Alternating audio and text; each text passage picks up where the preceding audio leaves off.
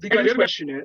While increasing the dataset for this phase, we have chosen total 17 subjects and skills for ITCS and electronics branches, and we have considered 7 levels of proficiency, that is, not interested, poor, beginner, average, intermediate, excellent, and professional.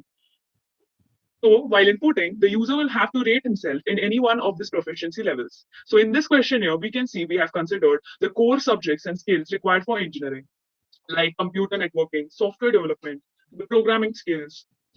Then there is project management, computer forensics fundamentals, the technical communication skills, the AI and ML, the software engineering, business analysis, communication skills, data science, the troubleshooting skills, and the graphic designing.